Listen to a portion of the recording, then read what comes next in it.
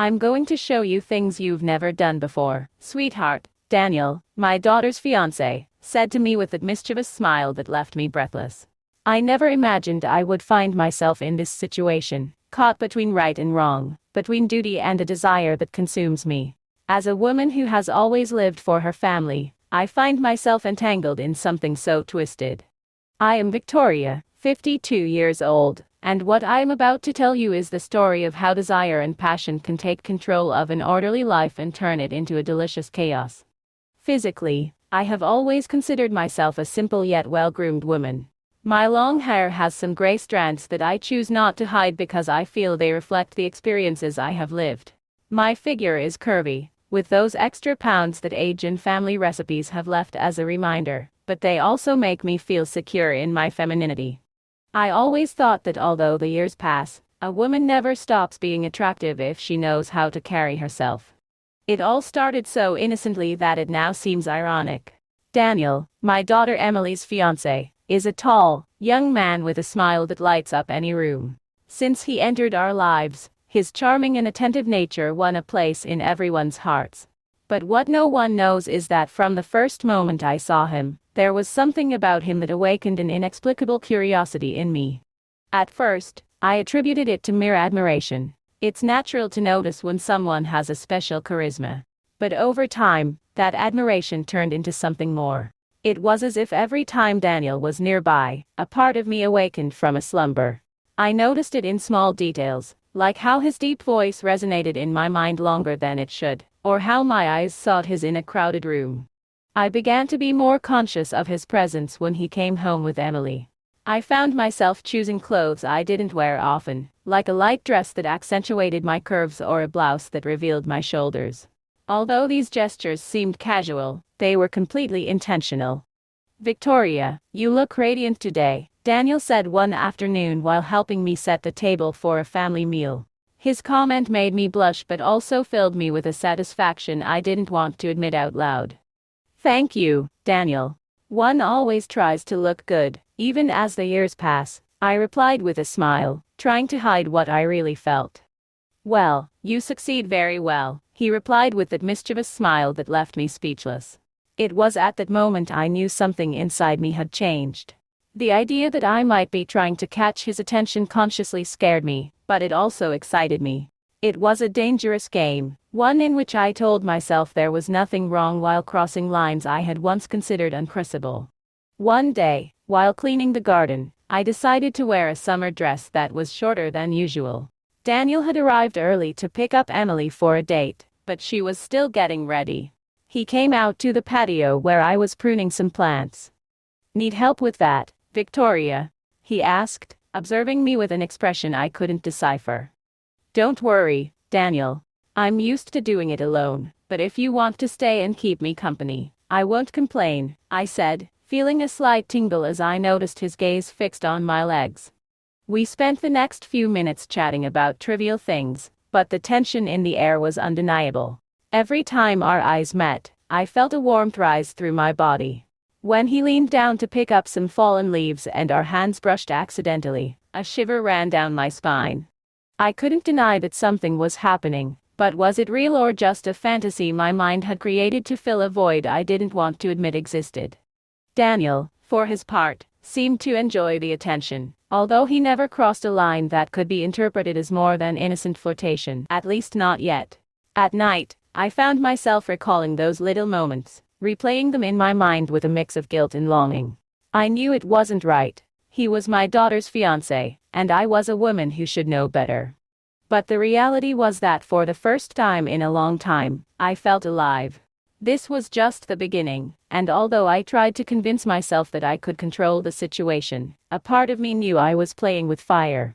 The fire that had started as a spark kept growing, and in my stubbornness, I did nothing to extinguish it. Daniel had a way of being present that was impossible to ignore. His voice, his gestures, even the way he moved around the house seemed designed to catch my attention, or maybe it was my imagination wanting to see things where they weren't. But what if they were? One weekend, Emily decided to go with some friends to a bachelorette party, leaving Daniel with free time to relax at home. That day, I had planned to spend the afternoon quietly reading in the living room. However, when he entered wearing a tight t-shirt that showed off his arms and shorts that revealed his toned legs, I found myself unable to concentrate. "Victoria, do you mind if I put on some music?" he asked, holding his phone in his hand. "Not at all, Daniel. This is your home too," I replied with a smile that I tried to make neutral, although inside I felt a whirlwind.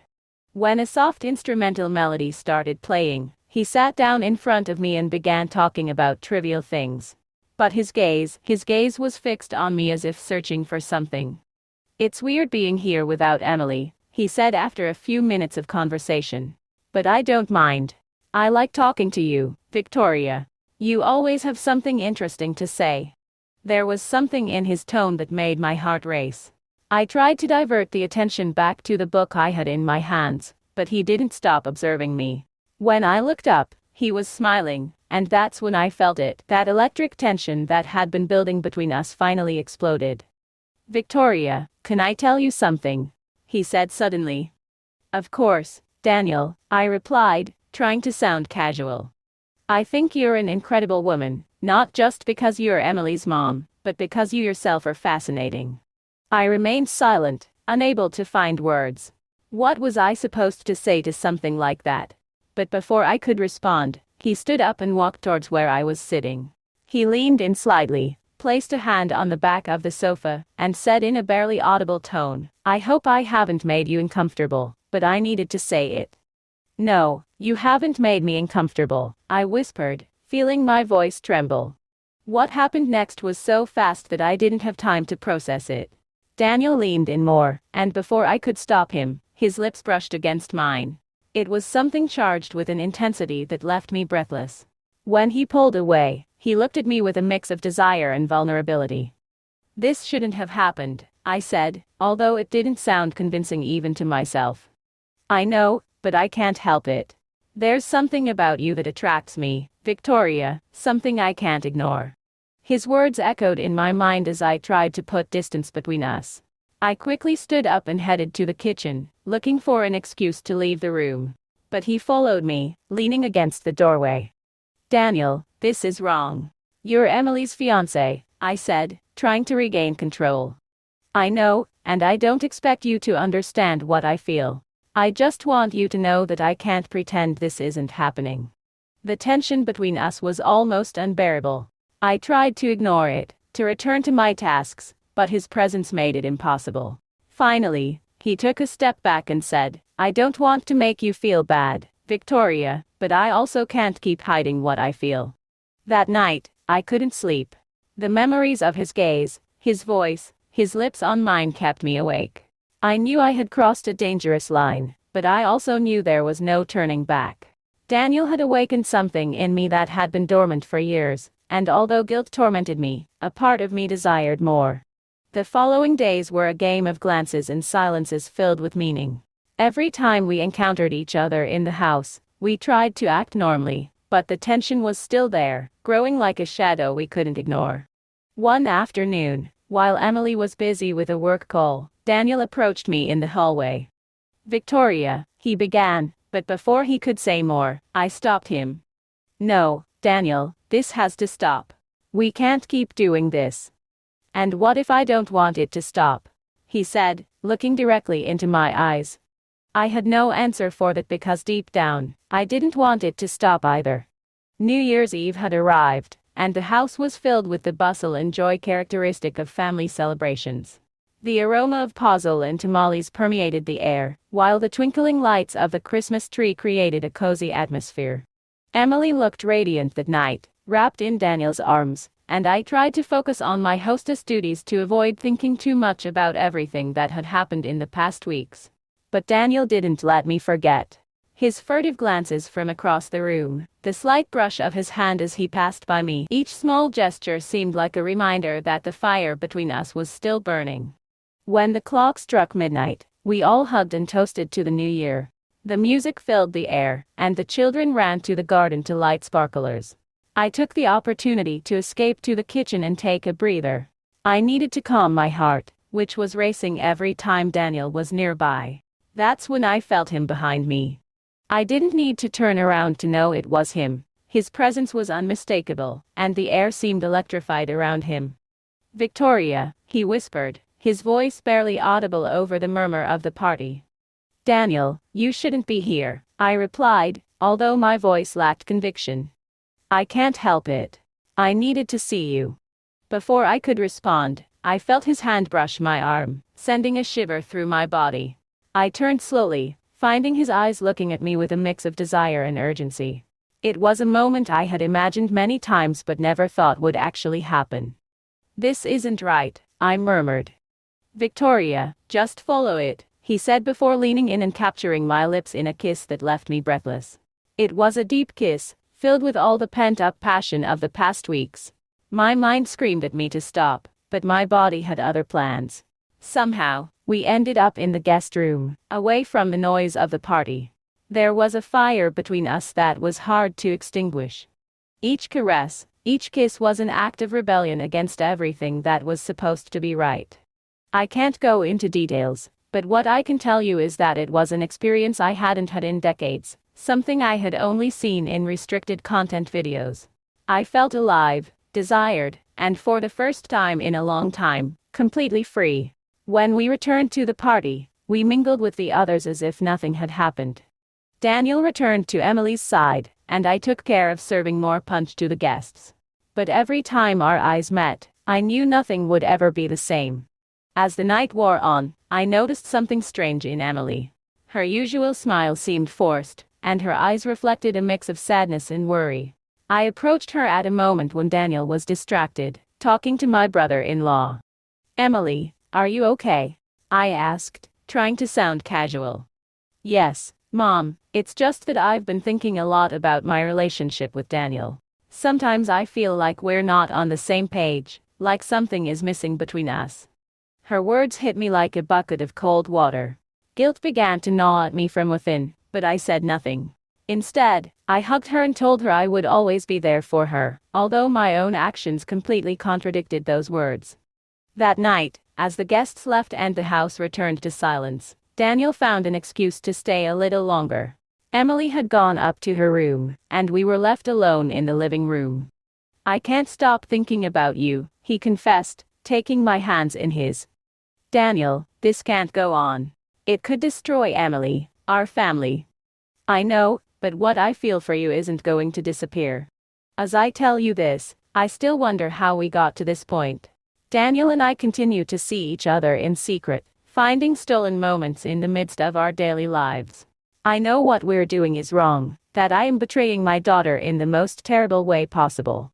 But I also know that at this stage in my life, I have found something I thought was lost forever: passion, connection, desire. I'm not trying to justify my actions. I am aware of the consequences if Emily were to discover the truth. But I have also learned that life is complex and that sometimes the most questionable decisions are the ones that make us feel most alive. One day, while Emily was at work, I decided to confide in my childhood friend Maria. Maria had always been a pillar of support for me, and I knew she would listen without judgment. We met at a quiet cafe downtown, away from prying eyes. "Maria, I need to talk to you about something," I said, my voice trembling slightly. "Of course, Victoria. What's on your mind?" she replied, her eyes filled with concern. I took a deep breath and began to pour out my heart. I told her about the growing attraction between Daniel and me, the stolen moments, the guilt, and the exhilaration. Maria listened intently, her expression unreadable. "Victoria, this is a dangerous path you're walking," she said finally. "You know the consequences if Emily finds out. But I also know how lonely you've been since Carlos left. Just be careful, okay?" Her words echoed in my mind as I left the cafe. Maria was right. I was walking a dangerous path. But I also knew that I couldn't turn back now. The fire between Daniel and me was too strong to ignore. Days turned into weeks, and our secret meetings became more frequent. We found excuses to be alone, stealing moments whenever we could. The guilt was always there, lurking in the shadows, but the passion and desire were too strong to resist. One evening, as we sat in the guest room, Daniel's phone rang. It was Emily.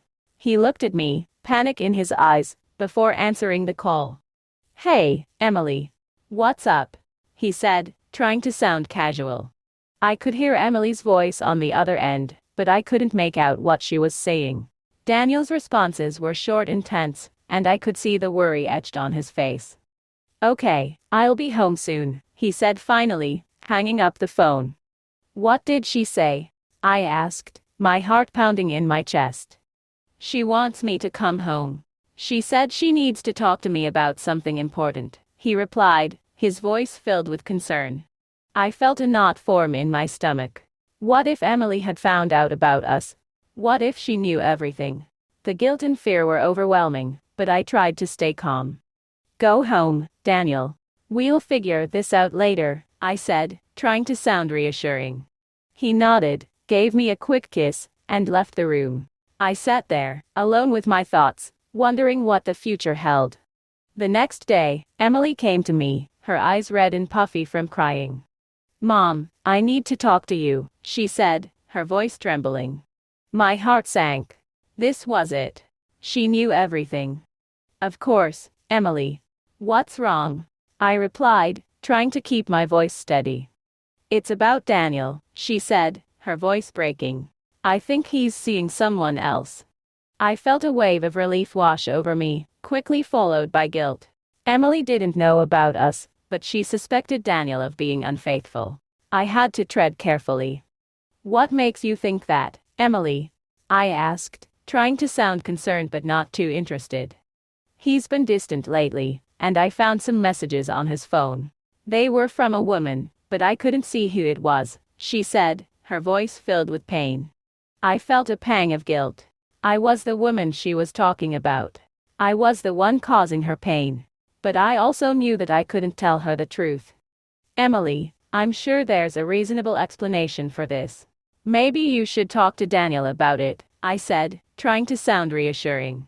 She nodded, wiping away her tears. "You're right, Mom. I'll talk to him. Thanks for listening." As she left the room, I felt a mix of relief and guilt. I had dodged a bullet, but I knew that this couldn't go on forever. Sooner or later, the truth would come out, and I would have to face the consequences of my actions. Days turned into weeks, and the tension in the house was palpable. Emily was distant and withdrawn, and Daniel was on edge. I tried to act normal, but the guilt was eating me alive. I knew I had to do something, but I didn't know what. One evening, as I was preparing dinner, I heard the front door open. It was Carlos, my ex-husband and Emily's father. He had come to visit Emily, but I knew that his presence would only complicate things further. "Carlos, what are you doing here?" I asked, trying to sound calm. "I came to see Emily." "Is she home?" he replied, his eyes scanning the room. "She's in her room." "I'll go get her," I said, turning to leave. But before I could, Carlos grabbed my arm, pulling me back. "Victoria, we need to talk," he said, his voice low and serious. I felt a knot form in my stomach. What did he know? What did he want to talk about? "Okay, Carlos. What do you want to talk about?" I replied, trying to sound casual. "I know about you and Daniel," he said, his voice filled with accusation. I felt the blood drain from my face. He knew. He knew everything. "Carlos, I can explain," I began, but he cut me off. "There's nothing to explain, Victoria. You're having an affair with your daughter's fiancé. How could you do this to her? How could you do this to our family?" he said, his voice filled with anger and disappointment. I felt a wave of shame wash over me. He was right. I had betrayed my daughter, my family, and myself. I had let desire and passion cloud my judgment, and now I was paying the price. "Carlos, I'm sorry. I never meant for this to happen," I said, my voice trembling. "Sorry isn't good enough, Victoria. You need to end this, now. Before it's too late," he said, his voice firm. I nodded, feeling a mix of guilt and determination. He was right. I had to end this, for Emily's sake and for my own. That night, I sat down with Daniel and told him everything. I told him about my conversation with Carlos, about Emily's suspicions, and about the guilt that was eating me alive. He listened intently, his expression unreadable. "Victoria, I understand," he said finally, his voice filled with sadness. "I never wanted to hurt Emily, or you. But I can't deny what I feel for you." I felt a pang of guilt. I had put him in this position, and now I was asking him to choose between his fiancée and me. It wasn't fair to him, or to Emily. "Daniel, I think it's best if we end this. For Emily's sake, and for our own," I said, my voice filled with determination. He nodded, his eyes filled with tears. "You're right, Victoria.